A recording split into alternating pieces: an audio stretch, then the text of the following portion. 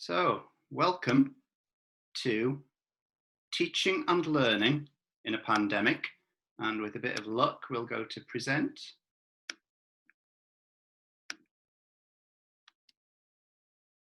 And we'll begin. So first of all, thank you very much to Dr. Emma Kell and the rest of the team in Buckinghamshire Connecting Schools. I will be talking about Tagtivate, which is my little baby, which is now a little toddler, unlike Move and Learn. Move and Learn is far, far newer. Move and Learn is a community interest company, and it's been formed by myself, a head teacher in Leeds called Ian Holmes, and a primary teacher called Bryn Llewellyn up in North Yorkshire. So the whole premise of this talk is about moving and learning. It's not about PE, it's not about sport, it's about physically active learning. So let's go on with pivoting in a pandemic. So first slide, those of you of a certain age might look at that and think, that looks rather like train spotting. Okay, those of you who were a little bit younger might be thinking, what is he on about? Train spotting? Well, to those of you who don't know, Train Spotting was a great film all about drug taking and heroin addiction in Scotland. So you might think, why is he starting with something like that? Well, there's a guy called Professor Simon Shibley, and he's from Sheffield Hallam University. And Simon said to me, Bryn, you need to think like a drug dealer. You need to think of something that's going to hook them in and have them keep on coming back for more and more and more. So this is my drug of choice, and it's about moving and learning. So hopefully this image will grab you as well as the words. The image is all about children who start off in life crawling and toddling, and ultimately they then become trapped behind the cage while sitting down. So look at the words. The words come from a poem called The Day to Have Landed, written by one of my all-time heroes, Michael Rosen. My concern is, and it's a concern that's been shared by lots of other people, is that this situation of English and maths and testing in maths and English, whereby children have a sole diet of English and mathematics, might continue when we return in September and continue for 2 terms. My concern is that data-driven narrow curriculum might well continue, and school leaders might feel constrained unless we stand up for what we believe in. So, setting the scene. A moment, that's gone back there. Missed out poor old Michael. There he is. He's been a little bit poorly recently, but he is an advocate for what we talk about in terms of physically active learning. I know the strap line there is learning is fun. I would say it's not learning is fun. I would think it was more like Mick Waters and his making learning irresistible. Making learning irresistible for the children and for the teachers as well. So setting the scene, before doing what I do now, I used to be a primary teacher, a male in a primary school. The expectation is that you become the PE lead. So I ticked that little box. The first school that I worked at was a first school, not a primary school. So we stopped in years 3 and 4. And the school that I was in Keighley. For those of you who don't know where Keighley is, it's halfway between Bradford and 1940. So anyway, back to the story. This first school, we had 3 mountains on our doorsteps. We've got Ingleborough, Pennygent and Whernside. And with the children in years 4 and 3, so these 8 and 9-year-olds, we would do 1 mountain a week. In the 4th week, or on the 4th week, we do all 3 mountains together, with that 25 miles between the 3 mountains. And quite often I get asked in terms of, did you really do that? Or are you just making this up to set the scene? No, this actually happened. And I think, could we do that nowadays? Probably not, because children aren't as physically fit and physically active as they used to be.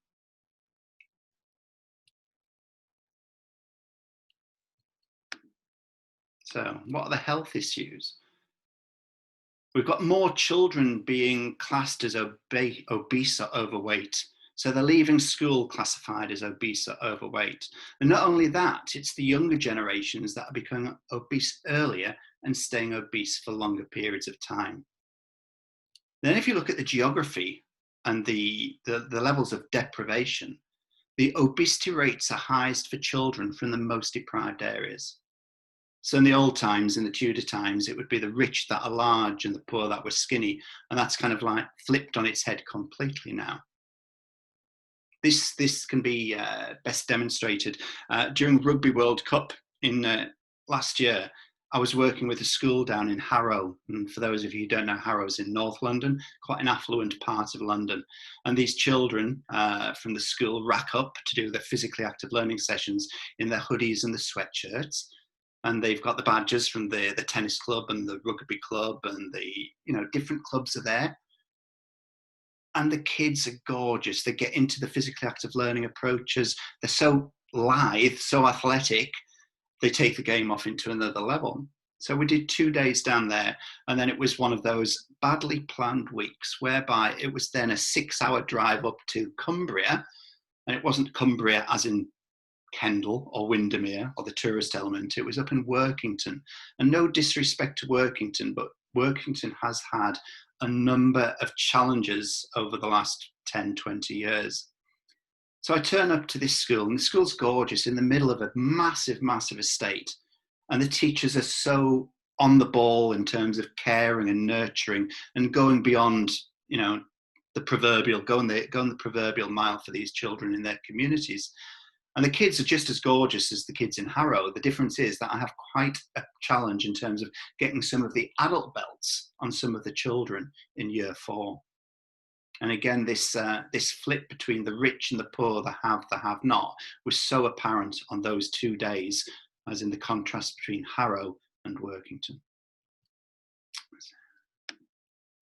So globally, at least 50% of children are deemed insufficiently active. When you look at westernized countries such as the UK and the US, you're looking at 80% of children who are deemed insufficiently active. That's 4 out of 5 children not getting the required levels of physical activity on a daily basis. So the scientists have looked at the data there, and it's age 7. Okay, not year 7, but age 7. So early years foundation stage and key stage 1, we've got good levels of physical activity with our children in the main. But then something happens, that trajectory starts, well, it doesn't look good, does it, from age 7? I'm working with a school in Bradford. One of the teachers from year 4 said, it's down to SATs, isn't it? It's down to key stage 1 SATs. It's down to phonics screening. I said, well, it might be in certain schools, but I think the chances are it's probably down to the sedentary lifestyle kicking in at age 7. That's when the children start to hit the Xboxes and the PlayStations. So physical inactivity, it's been proven to be linked to heart diseases and cancers and strokes and type 2 diabetes. And likewise, it's associated with emotional wellness, such as stress and depression and anxiety. So physical inactivity is linked to these physical problems, okay, and these illnesses. What about physical activity? What about the flip of it? So impact of physical activity, we've got so many health benefits. We've got better bone density, better muscle definition, better muscle growth, better sleep patterns, better weight management. And now the academics are beginning to prove that not only does physical activity have a benefit in terms of health, it also has an improvement, or it leads to improved academic performance. And here's some children playing one of the Tactivate sessions outdoors prior to COVID-19. During COVID-19, this gentleman here, Joe Wicks, has got a lot of publicity. And I know there's been quite a few Twitter pylons with Joe. And I can see why, because, I mean, certain people, whether or not it was his publicists, but he was being proclaimed as the nation's PE teacher. Well, Joe, you were great in terms of what you were doing, but you weren't a PE teacher. It was more physical training than PE. But that said, I've got a big up Joe Wicks. I've got a big up Joe Wicks. in terms of he got families off their backsides, off their sofas, and they were doing physical activity on a regular basis. And not only was he doing that, he was tying it into the mental wellness, the emotional wellness, and also the diet as well. So, a big up to Joe Wicks there. So we talk about physical activity, but what about physically active learning? What about taking the English and the mathematics outside of the classroom into the hall or into the playground, onto the sports field or wherever? And we don't have time to share these videos, but I'm sure that Emma and the team in Buckinghamshire will be able to share these videos with the research from Leeds Beckett University, the TEDx talk that came on the back of the research with Leeds Beckett University.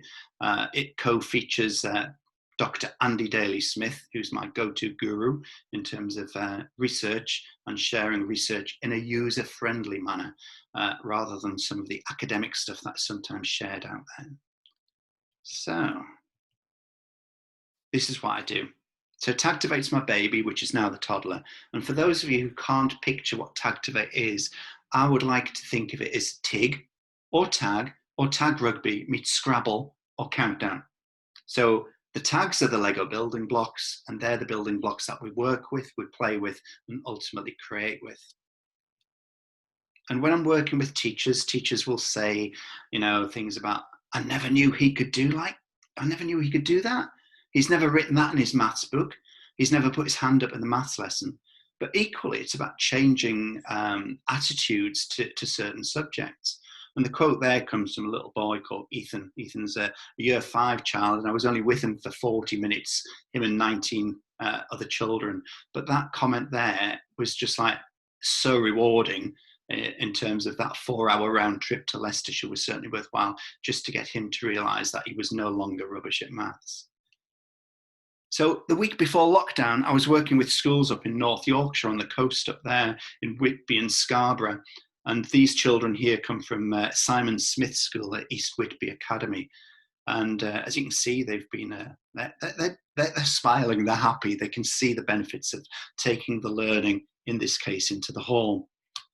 Those of you who don't know Simon, he's again one of my heroes. We've referenced Michael Rosen already, but Simon is as well. And having spent a day in his company at his school, he certainly walks the walk as well as talking it.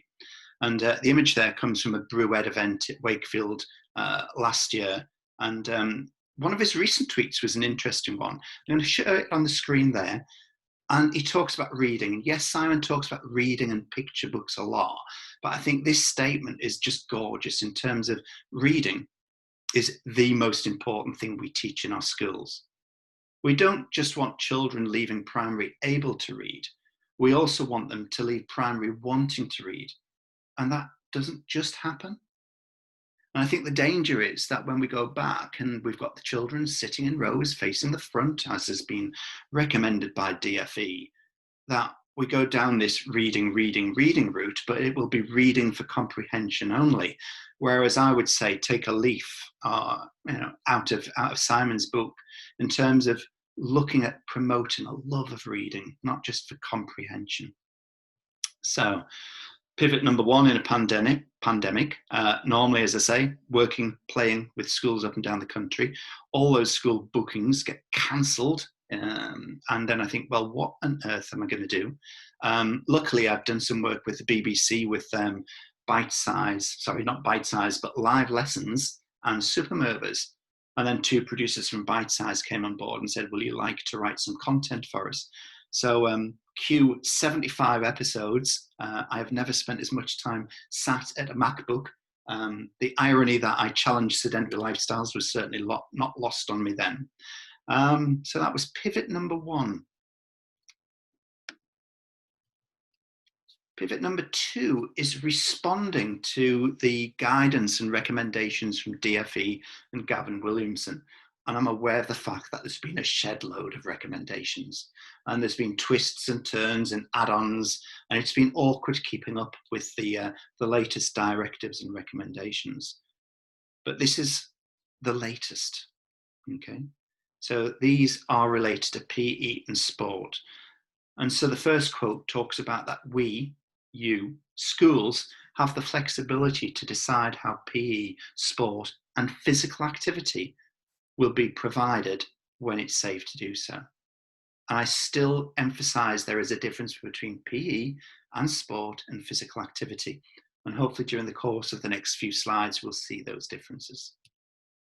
Another takeaway point from the latest recommendation was about outdoor sports. Can we prioritize outdoor sports where possible? And I've put a little asterisk there because I would say it's not sport. It's not necessarily sport and PE and physical activity. I would say if we have those opportunities, can we take the learning outside?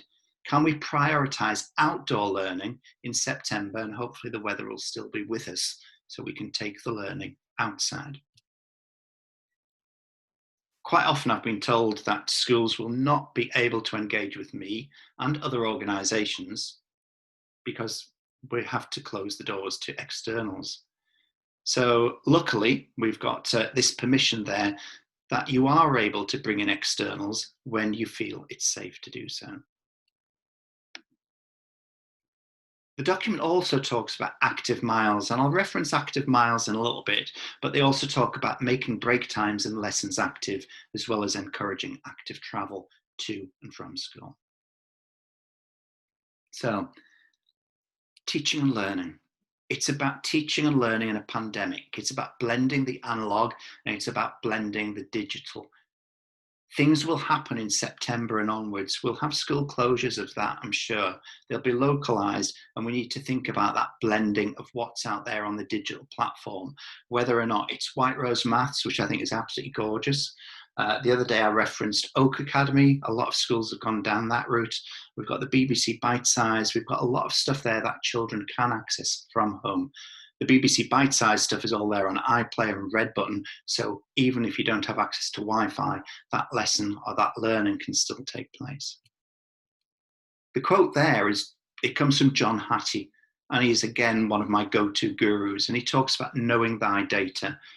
It's all well and good people from on high telling us what we should be doing. School leaders, teachers know their families, their children inside out. They know what makes those children and families tick. They'll also know more about when it's safe to open and how to do so. So I would say trust your judgments and know thy data.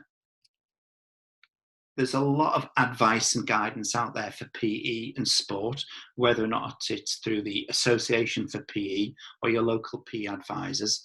But a lot of them come with templates so you can tweak and adapt so that we can create safe sessions with physical and social distancing for PE and sport and physical activity when it's safe to do so. And you look at your PE leads and they might have a planned PE unit of work scheduled for September. I would say you might have to scrap them. I would say look at your units that you might normally deliver at this time of the year in terms of athletics, and maybe it's a case if we shunt those athletics events, those athletics experiences into September and October, into the autumn term. So if we can't do the normal way of teaching, as I say, we've got super movers that we could break up the learning with in the classroom. And other things that we could do quite easily is dance. To me, dance is gorgeous in terms of we can get children to follow dance routines either online, or we can get children to create their own dance routines as well and choreograph their own moves and share those moves. So dance. And there's lots of organizations out there, whether or not it's Challenge 59 or the Royal Opera House, or there's lots of links in the slide deck. We can share those links through books later on. Yoga and mindfulness, it's not about being sweaty all the time. It's not always about moderate to vigorous physical activity levels. It's not about, getting the heart beating faster and the oxygen getting into the lungs. It's about slowing things down sometimes and getting in touch with, breathing patterns, etc. And talking of slowing things down, the art of noticing. I think schools are incredibly busy places, and it's often a case of pace and challenge and pace. And it's about getting to the end of the week, getting to the end of the half term, getting to the end of the academic year. And sometimes we just need to slow things down and start to develop the art of noticing. And one of the ways we can do this is by sketching, not sketching as in sketching, but by giving each child and teacher in the school community a sketchbook to document their thoughts and their feelings. And this comes from a school where I was deputy head at in Bradford. And quite often you would find it would be those boisterous boys who play football every single playtime, but they would be the ones that would take their sketchbooks into the quiet corner, and they would take time out to document those thoughts. And I would emphasize the fact that those thoughts are kept personal, like a diary. And if the children are wanting to, then they can share them and open up those conversations to talk about what's happening at home as well as what's happening in their own heads. The daily distance I've mentioned, so whether or not it's the daily mile, the daily kilometre, the golden mile, or whatever, the daily mile has often been described as the panacea, the magic silver bullet to get children off their backsides. But I would say throw caution to it in terms of, if I was forced to run a mile every single day at a certain time, I would get hacked off with it. And it'll work for certain children, but it won't work for all children. So treat the daily distance with caution. Otherwise, it'll become the once in a while mile or the occasional mile. And you can mix it and mash it with your other subjects.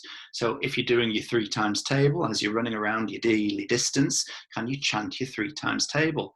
Can you chant it aloud? Can you whisper it? Can you say it in your head?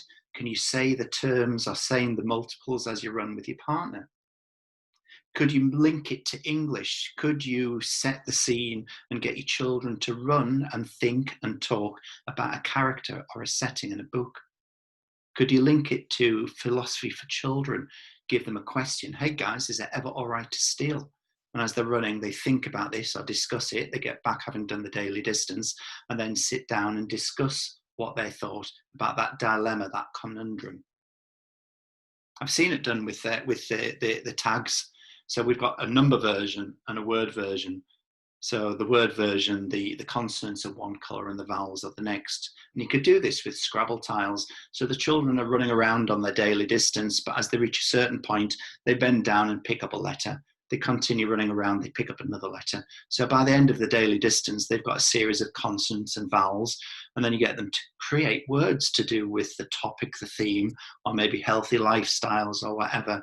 And they could do this quite easily, and then you could take those words that they created into the classroom, and you could then use those words for different writing types, different writing genre. I've mentioned athletics already in terms of, yes, we could do those activities because they're quite simple and require limited equipment in terms of keeping the equipment simple so we can wipe it down with disinfectant wipes, etc. Linked into the daily distance and athletics, we've got orienteering, and you might have your school grounds mapped, you might not. If not, there are companies out there, organisations out there who will do this for you.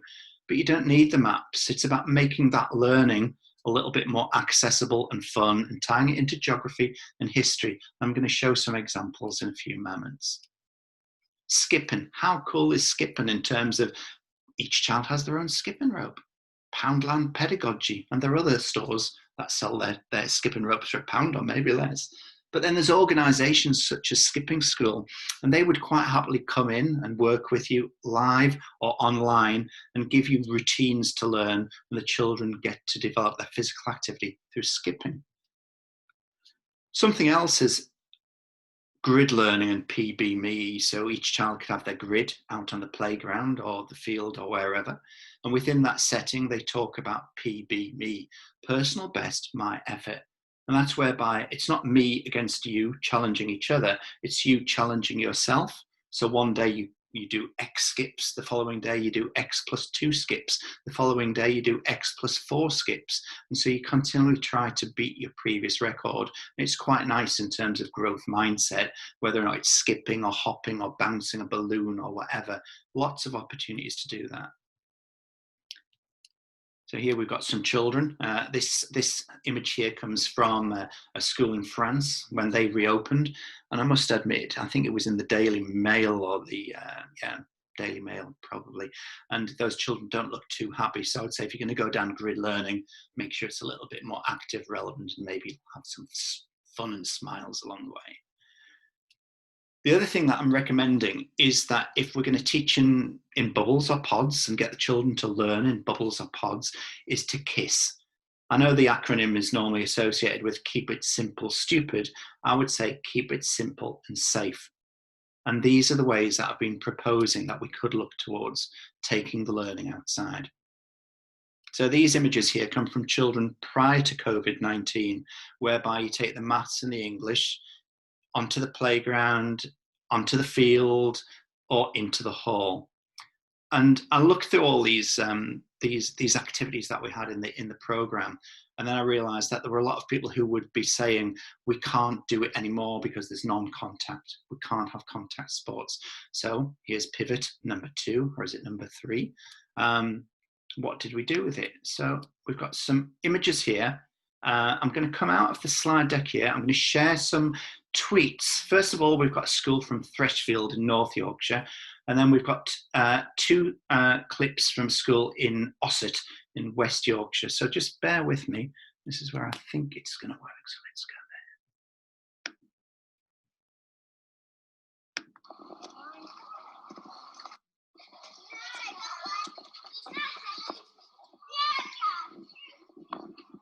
So the children have their own spaces in which to work and play. They move from one space to the next when it's safe to do so.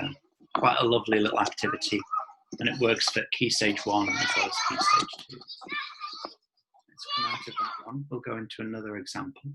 Let's try this one. Cart tactic.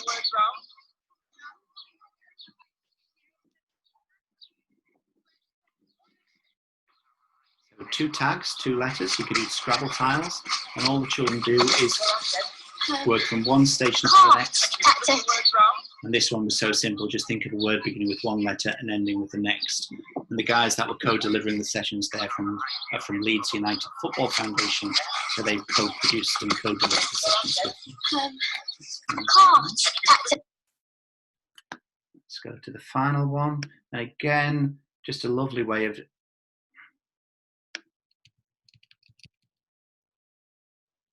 putting the tags in the trees. WH, how? Easy. Which? Okay, the smiles are there in evidence. And if you missed the start of it there, they were running up the hill and one of the children in the background said, "What the hell?" And that was kind of amusing because one of the words does begin with W and one of the words does begin with H. So we'll come out of there. And go to the slide deck and hopefully we'll present and take it on forwards. So lovely, simple activities there called tree tag. And then we get into the inspiration and the reassurance in terms of what is out there already. This morning I was directed to a webinar by the Chartered College of Teaching, and it was with a professor talking about a recovery curriculum. And I should have referenced the name of the professor, and I do apologise for this one here. It was Professor Barry Carpenter. So hit on the link, and it's absolutely gorgeous in terms of talking about resilience in a recovery curriculum. And as I say, if Emma can share these slides with the links, that would be gorgeous. Something else I would reference is a book called Dirty Teaching. So it's on Crown House, part of the Independent Thinking Group, and it's written by a lady called Juliet Robertson. And if ever you want reassurance about taking the learning outside, that's a go-to book. It's full of ideas, and it's just, it reassures me as a practitioner, but it'll also help you overcome any wobbles or concerns that you might have in taking the learning outside. So reference that book there. The other thing is about podcasts, and I've got one podcast for PE and sport, and more recently, Ryan Ellis, who's created and curates this podcast, he's getting more and more into the world of well-being. So I'd certainly reference his podcasts with guests from the UK and the US and Australia and UAE. And I'm just going to keep my fingers crossed that this little link works. A few wise words from a practitioner from the States called Mike Kazala. So I'm keeping my fingers crossed that the tech works and we can listen to Mike's words. No, You know what? I didn't cross my fingers soon enough there, did I?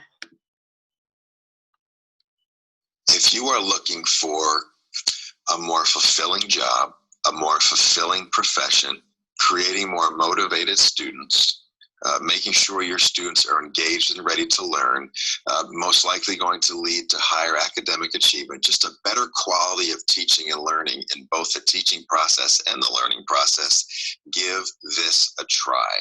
It is real, it works, it has research to support it, and you will just absolutely love it. Start small and take baby steps, but start and move forward. Okay, so I can't really argue with that.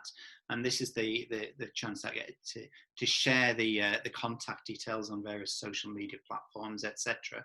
So I'm going to stop the share now. Hopefully I'll come back into the studio. And is Emma back with us? Yeah, if I go to there, and hopefully I'll unmute you. I think I've just unmuted myself. Ah, okay then. So there you go. Hopefully that'll have, I don't know, did I pass the audition? Thanks so much, Bryn. There's just loads to think about there. I mean, my passion is teacher wellbeing, and what struck me was how many overlaps there are in what you said and the kinds of things that we preach, and the mindfulness and the noticing and everything else. I guess a lot of it is the same as you would advise for children, but just wondering if you've got any advice on improving teachers' level of fitness, because as you indicated early on, many of us, all of us, will have been very sedentary for the last 4 months, and feeling a bit there about everything, got into all sorts of terrible habits. I suppose any advice you'd give us as teachers for getting out of those bad habits? Bad habits. I must admit, in terms of this, I'm really into walking, and I would say jogging more so than running nowadays. It used to be running, but it's biking now. And with so many, the decrease in traffic, I've been out on the bike more often than previously, than ever before. Biking's easy. And then I've also been watching teachers and other people online talking about the couch to 5K. So the NHS podcast is something that has certainly benefited a lot of people that I know. In fact, going back to when I was a deputy head teacher, one of the last principals that I worked with, the head teacher, he wanted to get into running, and he did the couch to 5K. He's now run marathons since then. And I always remember him launching an assembly with the children, and he had a treadmill at the front of the hall to demonstrate. And prior to that, we'd been up into the hills around Otley with a flip cam, and I'd filmed him at the start of his couch to 5K journey, and we shared that with the children. And I think that empowered the children in terms of, that's my head teacher doing that. But not only that, the teachers who were sitting around the hall as well, they were inspired, and quite a lot of them got into running in terms of running 10Ks, etc. But it's not about running, it's about walking. And somebody said to me once, in terms of what is the best sport, what is the best physical activity in the world? And I would say it's the one that you enjoy the most. Find something that you enjoy doing, and it doesn't seem like hard work after that.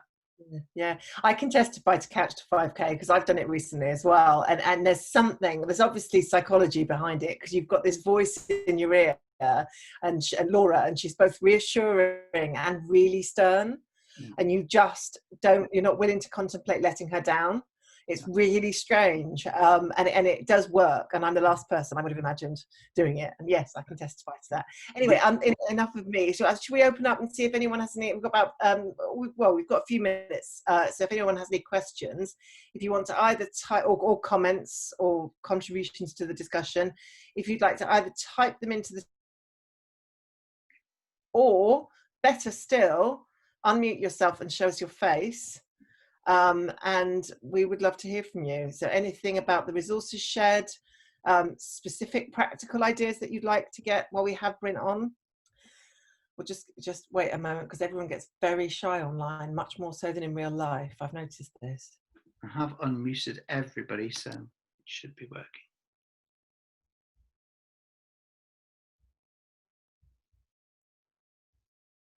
Go on. Someone must have a question. Everyone's gone very quiet indeed. Well, while people think, there's something else that I just wrote on there that I've noticed, that what you talked about, deprivation and obesity. Question from Johnny. Where do you stand on children wearing sporting clothing on PE days? I'm pushing it as I feel it would add to the active side of learning. Oh, definitely. There's a school in Lancashire called Water Primary School, and it's led by a gorgeous head teacher called Bryn Llewellyn. And each year group has a PE day, and they come to school in their PE kit on that particular day. So no matter what day you go in, you see the children having that physical presence with wearing PE kit. So they do the PE in the afternoon that day, but they have to do a physically active learning session in English and mathematics on that day as well.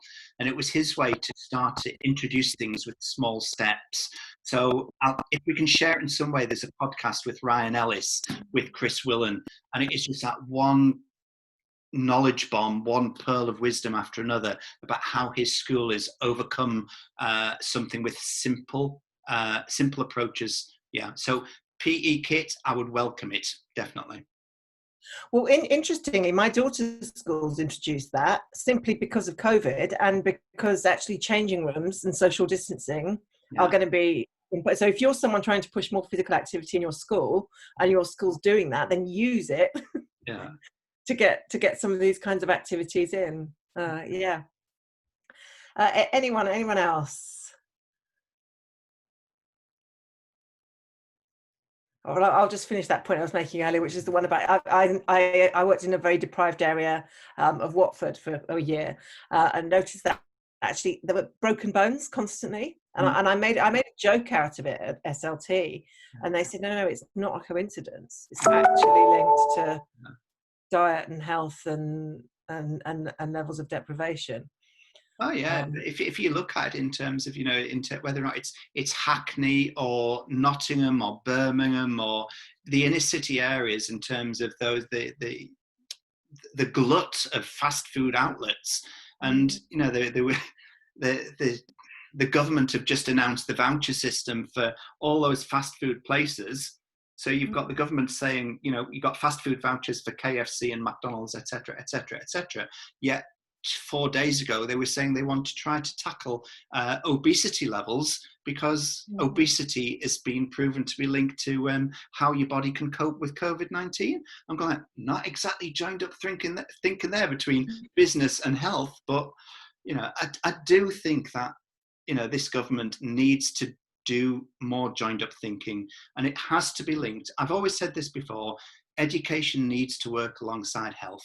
Health needs to work alongside education. They can't be in separate silos, and they need to be working together, and they need to be having these discussions, and they need to be having the discussions with school leaders and teachers rather than dictating from on high. It has to be genuine dialogue, and that way you'll have trust, just in the way that they have trust in the education system in Finland. I know Finland is often referred to as the F word in education, but having worked there, having played there, it's about trust, and those teachers can get on with teaching, the children can get on with learning, and the political parties have moved to one side and trusted their teachers and school leaders to get on with education. I think that's a brilliant note to end on. That's everything I've ever done and written and said on teacher wellbeing comes down to that. Please trust us. Thank you so much, Bryn. It's been an absolute pleasure to have you.